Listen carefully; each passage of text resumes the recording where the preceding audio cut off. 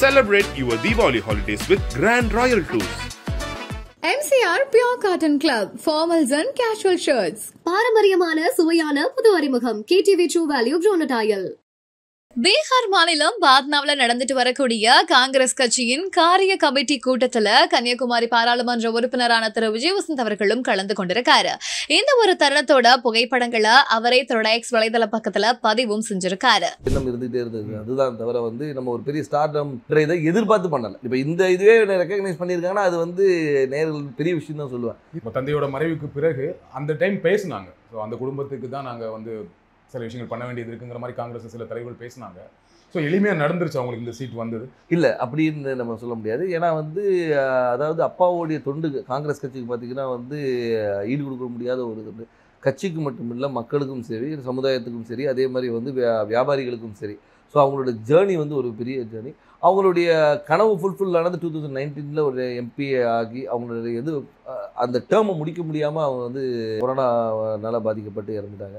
இதில் என்னென்னா அந்த டைமில் தான் எனக்கு அப்பாவோட கனவுகளை நிஜமாக்கணும். ஏன்னா அது வரைக்கும் இருக்கும்போது நம்ம ஒரு ஃப்ரண்ட் ரன்னராக இல்லவே இல்லை. நான் அரசியல்னாலும் அப்பா கூட நான் ஈடுபாட்டில் இருந்தேன். நான் ஃபஸ்ட்டு அப்பா மேயர் எலெக்ஷன்லேருந்து கேம்பெயின்ஸுக்கு போயிருக்கேன். அப்போ காலேஜ் ஸ்டூடெண்ட் நான்.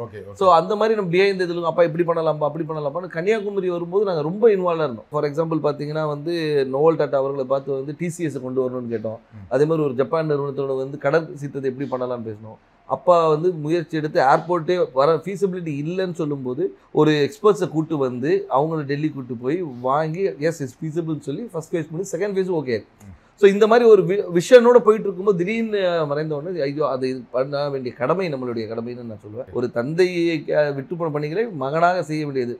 அது குடும்ப ரீதியாகவும் சரி, வசந்தன் கோவாக இருந்தாலும் சரி, சமூக பணியாக இருந்தாலும் சரி இது எனக்கு செய்ய வேண்டிய கடமைன்னு தான் எடுத்து. உங்களுக்கு அந்த கடமையை அதை நம்ம பண்ணணுங்கிற ஒரு ஆசையும் கடமையும் இருக்கு. பட் கட்சிக்குள்ள அதை முழுமையாக ஒத்துக்கிட்டாங்களா? கட்சிக்குள்ள முழுமையாக ஒத்துக்கிட்டாங்கன்னா நான் மறைந்த பின்பு நான் உள்ள வரல. அதுக்கு முன்னாடி ஏஐசிசி மெம்பராக இருந்திருக்கேன், ஆர்ப்பாட்டங்களில் கலந்துருக்கிறேன், நிகழ்ச்சிகளில் கலந்துருக்கேன். ஏன்னா அப்பா ஃப்ரண்ட் ஹேண்ட் இருந்தாலும் நம்ம தெரியல. நிறைய பேர் கேட்டாங்க நீங்கள் கட்சியில் என்ன இருந்தீங்க சார், நான் இதில் இருந்த பாருங்க அப்படின்னு ரெஃபரன்ஸ். ஓகே நீ இருந்திருக்கீங்களான்னு ஒரு இது அப்பா மறைவு பின்பு நம்ம தெரிஞ்ச உடனே ஒரு லைம் லைட்டில் வந்த மாதிரி. நடுவில் கார்த்தி சிதம்பரம் அவர்கள் கன்னியாகுமரி தொகுதிக்கு பிரியங்கா காந்திக்கு விருப்ப மனு கொடுத்தாரு இல்லையா? அப்ப எப்படி இருந்துச்சு அது? அப்ப எனக்கு என்ன தோணுச்சுன்னா, ஓகே கட்சிக்குள்ள அதுக்கு முன்னாடியே பேசிட்டு இருந்தாங்க, விஜய் வசந்துக்கு தான் தொகுதி கொடுக்க போறாங்க அப்படின்னு பேசிட்டு இருக்கும்போது இந்த ஒரு நிகழ்வு நடந்தது.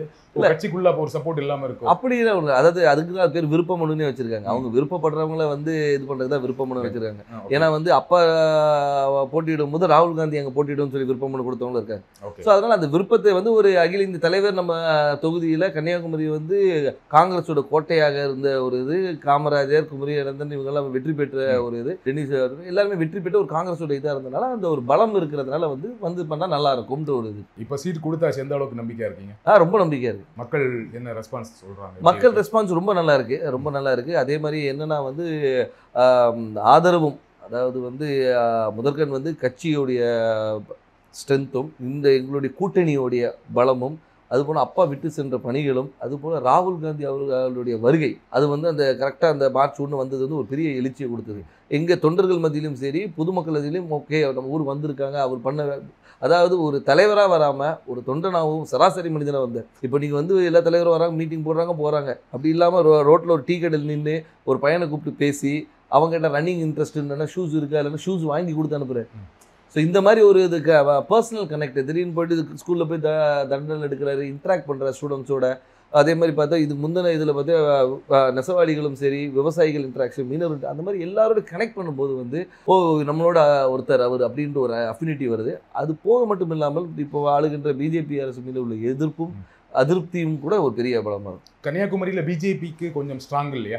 பொன்னார் அவர்கள் ரொம்ப ஸ்ட்ராங்கான கேண்டிடேட் தான் இல்லையா? அதை மறக்க முடியாது. கண்டிப்பாக அதை நம்ம மறுக்க முடியாது. நம்ம அதாவது பிஜேபி தரப்பில் திரு பொன் ராதாகிருஷ்ணன் அவர்கள் ஒரு 2 முறை எம்பியாக இருந்தவர் தான், ஒரு பெரிய வேட்பாளர். ஆனாலும் எங்களுடைய கூட்டணி, அதாவது எங்கள் திமுக சார்ந்த கூட்டணி மிக பலமான கூட்டணி சொல்லலாம். அது திமுக மட்டும் இல்லாமல் எங்களை சார்ந்து இருந்த மதிமுக, அதுக்கு ஒரு விடுதலை சிறுத்தைகள், அதுக்கு ஒரு முஸ்லீம் லீக், அதுக்கப்புறம் மனிதநேய மக்கள் கட்சி, இது எல்லாமே பார்த்திங்கன்னா எங்களுடைய ஒவ்வொரு பேஸையும் கவர் பண்ணுது. அதாவது ஒரு முஸ்லீம்ஸ் கவர் பண்ணுறது, திமுகவோட ஸ்ட்ராங் ஹோல்டு, மதிமுகவோட ஸ்ட்ராங் ஹோல்டு, அந்த மாதிரி எல்லா பாக்கெட்டும் கவர் பண்ணிக்க எங்களோட ஸ்ட்ரென்த்தை நான் இன்னும் மொபிலைஸ் பண்ணி வச்சுருக்கோம். ஸோ இப்போ பார்த்தீங்கன்னா இது எங்களுடைய ஷோர் ஷாட் விக்ட்ரின்னு சொல்லணும். ஸோ கூட்டணியோட ரொம்ப ஸ்ட்ராங்கா இருக்கு, அந்த கூட்டணியை ஒரு பெரிய வெற்றி தேடித்தரும்னு சொல்றீங்க. கண்டிப்பாக திரு வசந்தகுமார் அவர்களுக்கு கன்னியாகுமரி தொகுதி மக்கள் வாக்களிச்சாங்க. ஏன் விஜய் வசந்த் அவர்களுக்கு வாக்களிக்கணும்? ஏன் உங்களுக்கு வாக்களிக்கணும்?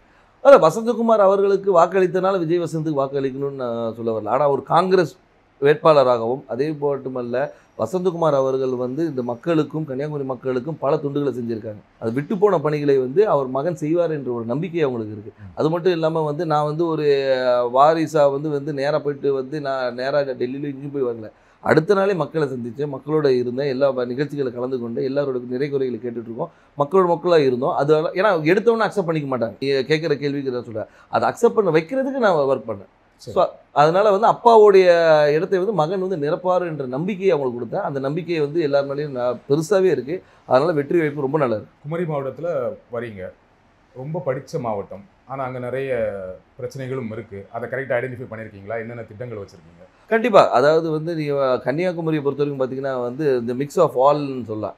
அதாவது கடல் இருக்குது, மலை இருக்குது, எல்லாமே இருக்குது. அதனால் வந்து மக்களுடைய தேவைகளும் அவங்களுடைய இதுவும் நிறைய வேறுபாடுகள் இருக்குது.